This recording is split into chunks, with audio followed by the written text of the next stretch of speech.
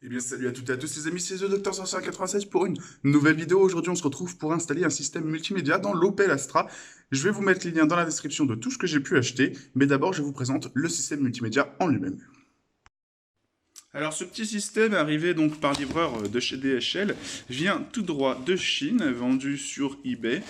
J'ai acheté aussi avec le système multimédia des caméras de recul et un système de transmission Wi-Fi. Je vous montrerai comment l'installer. Je vous montrerai un petit peu comment il se présente, mais d'abord, on va regarder ce que contient ce paquet. Alors le contenu du carton, le voici. Je vous présente du coup le module qui va servir d'écran tactile pour l'Astra. Alors l'Astra actuellement possède un écran que vous avez là actuellement en haut à droite de votre écran. Donc celui-ci ça va être l'écran de remplacement, donc avec une prise pour mettre des cartes SD du coup qui est déjà présente à l'intérieur, et cette petite carte SD va servir pour le GPS, et il y a aussi un petit bouton reset, alors c'est le petit trou qui est juste au-dessus de la carte SD. Ça va être l'écran qui va venir remplacer du coup ce qui est déjà présent, qui ne permet pas d'afficher grand chose à part la radio, l'heure, etc., etc.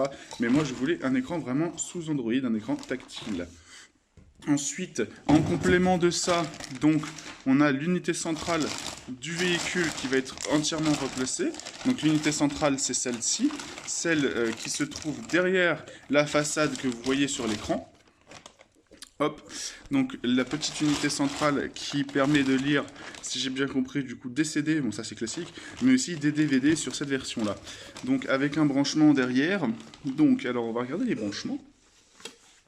On a la prise classique qui, à mon avis, est celle qui va aller directement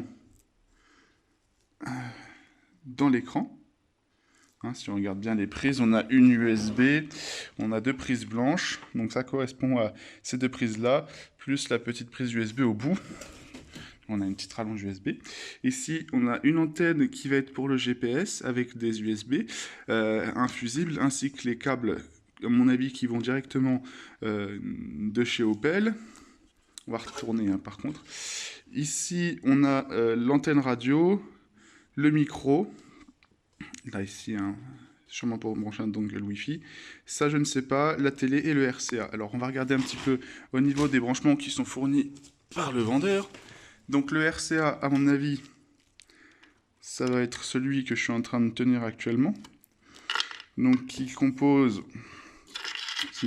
du coup de sorties audio et d'entrée vidéo. Hein, donc, on a, si on regarde bien, des auxiliaires. Ensuite, la prise verte, qu'est-ce que c'est? C'est le woofer. Les prises jaunes, c'est de la vidéo. Vidéo out et vidéo in. Caméra in aussi. On puisse avoir la possibilité de mettre une caméra de recul. Ça, c'est pour le premier câblage.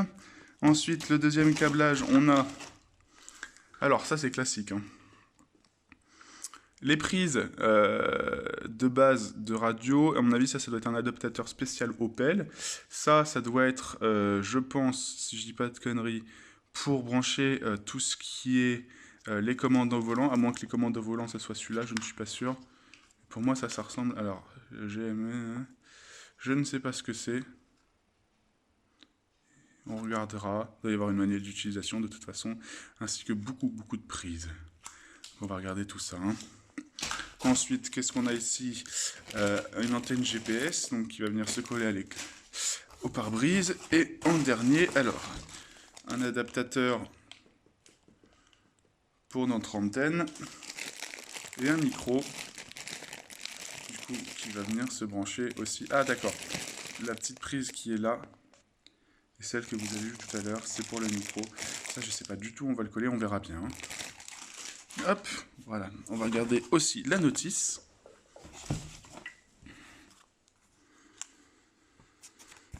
Ok, nickel. On va regarder tout ça. Bon, on se retrouve pour l'installation. Alors déjà, pour commencer, il va falloir commencer par vider le vide-poche, parce que bien entendu, tout ce qui va être là-dedans, ça va dégager. On va retirer la languette ici. Voilà, et la mettre de côté. Mettre une vitesse de préférence vers le bas. Et là, c'est la partie rigolote, c'est qu'il va falloir faire sauter le cache. Alors avec quoi? Je ne sais pas. On va essayer avec ça. Parce qu'il faut faire levier sur cette partie-là. Hop, on fait levier gentiment avec quelque chose, voilà, jusqu'à temps que le cache se déclipse. Et on peut retirer ce fameux cache. Alors ça, désolé le petit câble, mais tu t'en vas. Hop. Et on va venir, voilà, gentiment enlever le soufflet. Ensuite, ici, vous avez deux vis simples. Donc, rien de plus con. Il suffit de les dévisser.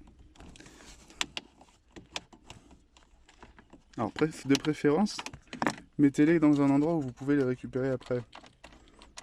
Moi, j'ai une petite bouteille à côté, donc je vais en profiter. Voilà. On fait pareil de l'autre côté. On y va gentiment, hein. Ça sert à rien de forcer. Voilà. Et voilà. Une fois que cette partie-là est faite, il vous suffit gentiment de soulever la partie centrale vers le haut et de déclipser de bas en haut. Voilà, comme ceci.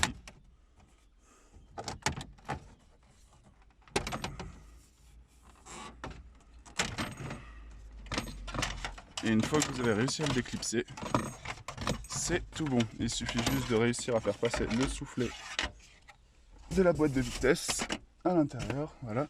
Je vais mettre derrière ce que j'ai besoin de mettre de côté. Ça, je pense pas qu'on ait besoin de le bouger. Voilà, donc on se retrouve avec toute cette partie-là. Il vous suffit ensuite de déclipser gentiment les protections plastiques. Alors gentiment, pourquoi? Parce qu'ils tiennent absolument à rien. Si vous tirez comme des bourrins, vous allez les péter. Mais c'est juste pour accéder à la vis qui est là. Qu'on soit bien d'accord. Hein. Alors ensuite, on y va gentiment avec une clé de 7 pour dévisser les petits boulons présents de chaque côté de la façade.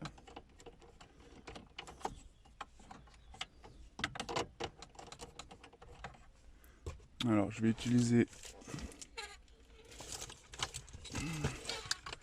un aimant pour venir récupérer mes vis sans les perdre, que je vais mettre tout de suite de côté. Donc pour éviter d'aller les rechercher dans la bouteille, cela je les mets là. On fait pareil de l'autre côté. On vient y coller l'aimant.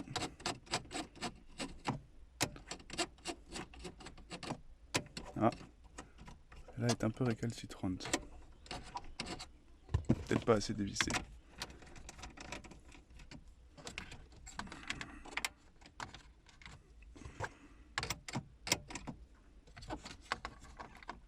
Ah, il y en a qui sont un peu coincés. Hein.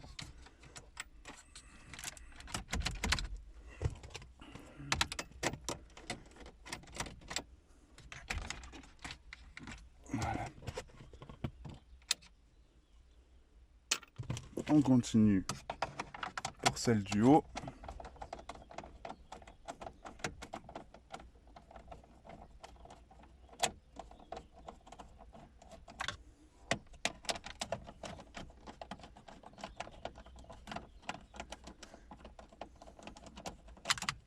Voilà.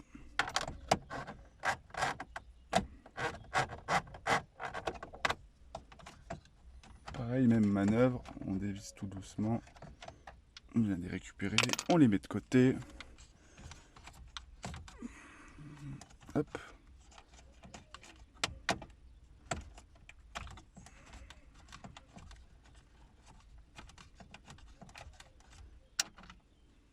Et voilà. Et maintenant, on peut retirer gentiment la façade. Pour ma part, j'ai eu beaucoup de mal à enlever ce câble et comme je n'y arrive pas, je préfère le laisser de côté et m'attaquer du coup au reste qui a à démonter. Donc là, actuellement, c'est l'unité centrale que je vous ai présentée tout à l'heure qui permet d'accueillir les CD. Il faut l'enlever. Hop, donc pareil, on garde les petites vis de côté.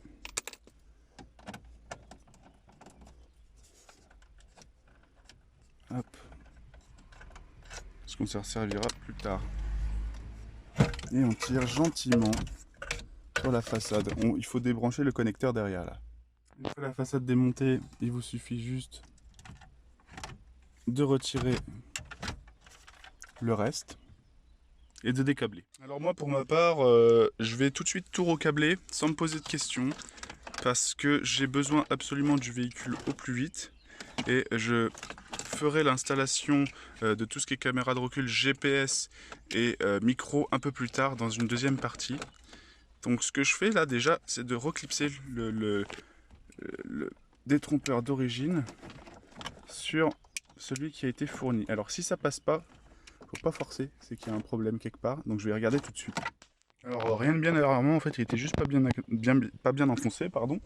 Par contre ce que je vais faire tout de suite, c'est récupérer la face ici qui permet d'avoir accès au clignotant et au verrouillage des portes. Donc c'est tout con, elle se déclipse et il faut la remettre sur celui-ci. Donc je vais faire ça hors vidéo pour pour avoir mes mains libres, pardon, et vous montrer juste après. Voilà, donc une fois que vous avez réussi à transférer les clignotants et la centralisation, vous rebranchez le câble derrière pour vérifier que tout fonctionne bien, hein. Donc, pour ma part ici ça fonctionne.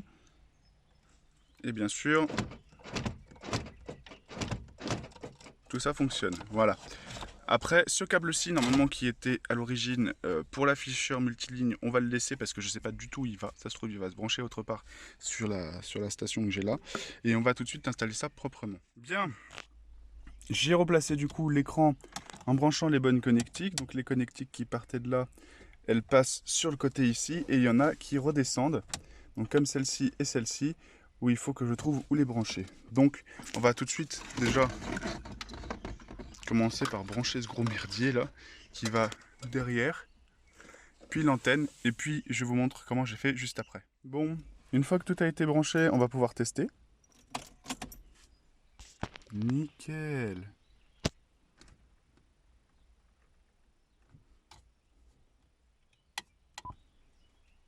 Ok, donc ça c'est bon. Ah, donc tout fonctionne. Est-ce que les boutons au volant fonctionnent? Oui. Bon, alors ça va être le moment de vérité. Je vais peut-être me faire striker par YouTube pour ça. Mais il faut que je teste.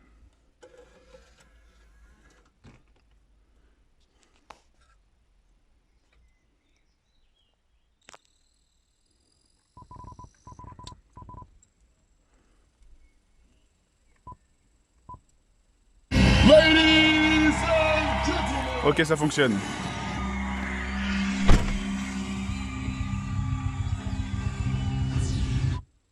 Nickel. Donc là, si je vais sur Tone. Ah.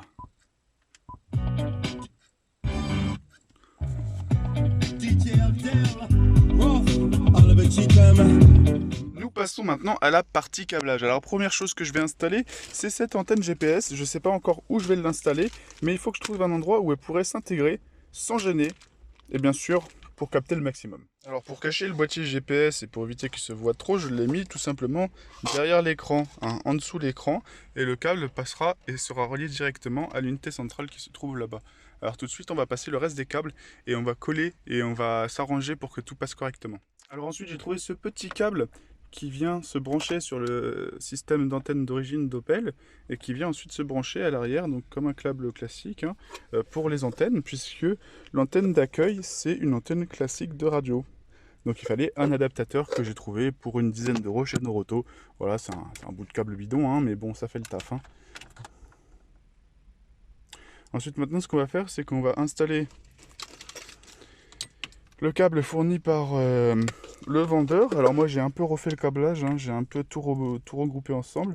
Et on va essayer de le caser quelque part pour pas que ça gêne. Donc allez, c'est parti, on a du boulot.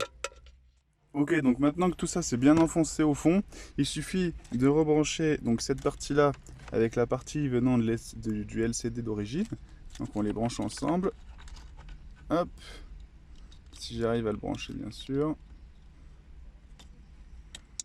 Voilà, on le cale au fond avec le reste.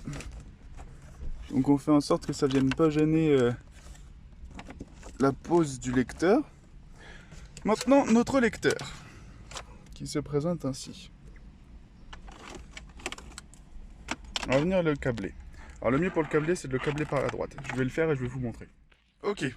Donc en fait, le câbler par la droite, ça voulait simplement dire passer les câbles par le trou de droite et pas par le trou de gauche. Pourquoi? Parce que les câbles sont à droite et que ça sera plus facile pour enfoncer l'unité centrale après. Je vais tout de suite câbler ceci. Donc c'est pas compliqué, hein. Il y a un USB et quelques fiches. Je vais le faire et je reviens. Voilà, donc le GPS est branché, l'antenne est branchée, les faisceaux, caméra et tout le soin de soin sont branchés. Ça, je vais vous montrer à quoi ça sert après, c'est branché. L'écran est branché, on va pouvoir faire un test du coup tout de suite. Alors ça, chers amis, c'est un truc con. C'est un haut-parleur fourni avec. Pourquoi? Parce que sur le système de base, les clignotants et les sons système, alors ce que j'appelle les sons système, c'est par exemple si vous oubliez votre frein à main, votre ceinture, si vous oubliez de fermer une porte correctement, si vous laissez les phares allumés et que vous partez, enfin tous les sons système, avant chez Opel, passent par le CD400 et vont sur les enceintes. Sauf que là, le système actuel n'est pas capable de le faire, du coup ils ont rajouté une enceinte. Alors je vous assure que c'est ultra dégueulasse au niveau du son. Ça, c'est le son du clignotant. Bon, maintenant imaginons, j'ouvre la porte.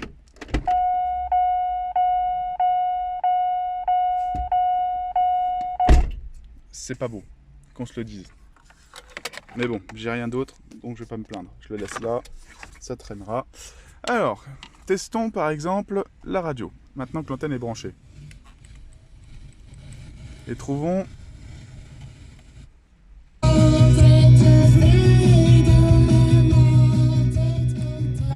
Voilà, on a une preuve typique que la radio fonctionne.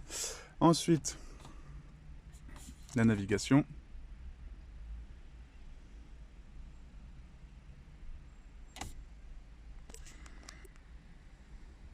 Je vais attendre un petit peu parce que je crois qu'il est un peu lent. Et puis le Bluetooth par exemple. Alors le Bluetooth, allons voir dans mes contacts. Regardons les appels que j'ai passés récemment. Voilà, donc ça c'est mon téléphone. Ça c'est le paramètre de la voiture. Voilà, donc tout fonctionne. Mais avant, je vais remettre tout ça et on fera une petite démonstration plus tard. Parce que... Ah si, il y a un truc intéressant que je voulais vous montrer. J'ai pas encore branché de caméra de recul, mais... il détecte la marche arrière. Et bien évidemment, il détecte... Alors, il faut que je mette le moteur en route. Il détecte le volant qui tourne. C'est plutôt sympa. Trajectoire de marche arrière, etc. Mais j'ai pas encore branché la caméra. Donc on verra ça un peu plus tard. Là, je vais m'occuper de remonter tout ça, remonter la façade, faire tout au propre. Et une fois que c'est fait, on fera un test du produit. Bien, alors la petite présentation de ce produit comme promis. Alors déjà on va commencer par l'allumer. Donc c'est un Android classique hein, avec des applications. Vous avez dans les applications un nombre incalculable de choix, sachant que vous pouvez vous connecter au Play Store et en installer. Donc vous avez par exemple les aux entry qui permettent d'avoir des vidéos. Donc là ça pourrait être pour les dashcam par exemple ou même pour des entrées vidéo supplémentaires que vous installez par la suite. Qu'est-ce qu'on a d'autre? On a le lecteur DVD, le DAB+, l'explorateur de fichiers, l'installateur d'APK, le Easy Connect, ensuite le Bluetooth ici aussi, pour remettre des musiques en Bluetooth. Qu'est-ce qu'on a? On a les réglages du véhicule, la carte, la musique, la navigation, etc. etc. Moi j'ai installé Waze et YouTube. On a les TPMS qui permettent de vérifier la pression des pneus. Alors moi je ne l'ai pas, parce que j'ai pas de capteur derrière, mais c'est faisable. Qu'est-ce qu'on a? On a Torque aussi qui est fourni avec. Alors c'est Torque Pro ou Torque Lite, je sais pas exactement, on va vérifier ça tout de suite. Pour moi c'est Torque Pro, hein. Ça doit pas être Torque Lite, sinon ça doit être marqué. Qu'est-ce qu'on peut avoir? Donc sur l'écran principal, on a le Bluetooth. Alors ça c'est pour téléphoner, donc je vais pas vous faire d'exemple parce que bien entendu sinon ça va couper la vidéo et je pourrais plus vous montrer. Par contre ce que je peux vous montrer c'est que du coup les touches qui sont ici réagissent, puisque quand j'appuie sur répondre ça me ouvre le catalogue et on peut voir que j'ai déjà passé des appels. L'A2DP pardon, c'est pour le passage de musique en Bluetooth. Donc là pour le coup ça ne sert absolument à rien. Musique, bah, pour passer de la musique. Radio, voilà, pour montrer que ça fonctionne. La navigation, alors pour ma part, la navigation, c'est Waze. Donc ça m'allume Waze, tout simplement. Qu'est-ce qu'on a d'autre? Les paramètres, alors oui, les paramètres. Ah tiens, je viens de voir qu'il y avait un petit trou ici. Je pense que ça doit être un micro intégré, je ne suis pas sûr. Mais de toute façon, j'ai commandé un micro déporté, donc on pourra trouver. Donc là, les paramètres, bah, c'est les paramètres de l'appareil, hein, puisqu'il faut pouvoir configurer notre voiture comme on le souhaite. Petit point agréable, c'est qu'au moment du passage de la marche arrière, il détecte que j'ai passé la marche arrière avant même que j'ai installé de caméra, c'est-à-dire que je n'ai rien relié, hein, c'est Opel qui le fait par défaut. Donc on voit le capteur de marche arrière avec la réglette, c'est-à-dire que quand je bouge le volant, alors là, voilà, je ne pouvais pas le faire parce que la direction assistée n'était pas active. Mais comme vous pouvez le constater, quand je tourne le volant, ça tourne la règle qui va avec. Alors on se remet en point mort. Bon bah c'est un Android classique, hein. Petit point négatif, c'est que du coup avant on avait les sons système. Alors les sons système, c'est ouverture de porte, frein à main oublié, clignotant, etc. qui étaient retransmis depuis le CD400 vers les haut-parleurs. Donc c'était le CD400 qui gérait ça. Maintenant l'Android ne le fait pas. Donc on a une enceinte qui est branchée juste derrière. Voilà. Qui permet d'avoir les sons. Alors cette enceinte elle n'est pas bien puissante et en plus elle a un son dégueulasse, donc je vais la remplacer par deux petits tweeters que je vais installer sûrement sous le volant et un sûrement là-dedans pour avoir plus de son. Mais pour vous montrer à quel point c'est horrible, voilà à quoi ressemble le son. Qu'est-ce qu'il fait de bien du coup cet Android? Alors oui, bah oui, j'ai coupé le contact, alors du coup voilà. Affichage de l'ouverture des portes. Toutes les portes, hein, marche. Porte arrière comprise. Alors attendez, il faut que je trouve la poignée de la porte arrière. Voilà. Pour vous prouver que ça fonctionne. Il fait l'affichage de la ventilation. Voilà. Donc avec... si je mets la ventilation avec le choix de la température, l'activation ou non de la clim, l'activation des différentes options de dégivrage, etc. Enfin voilà, c'est assez complet quoi. Bon bah, il n'y a que des points positifs pour l'instant à cet Android, à part le petit point négatif concernant le haut-parleur déporté pour les sons système. Sinon c'est vraiment un très bon produit. Petit point négatif supplémentaire, c'est que si je mets le son au plus bas possible, donc on va se mettre sur la radio par exemple, je mets le son à 0, je coupe le contact. Donc j'ouvre la porte pour lui dire que je m'en vais. Voilà, il s'éteint. Au moment où je vais le rallumer, il va me remettre le son à fond. Voilà, exemple typique. Et ça, c'est vraiment casse-pied. Voilà, donc c'est tout pour cette petite présentation de l'Android. On se dit à une prochaine vidéo. J'espère que vous vous porterez bien d'ici là. Dans la deuxième partie, je vous présenterai l'installation de la caméra sans fil ainsi que du micro déporté et des petits tweeters pour les sons système. D'ici là, ciao.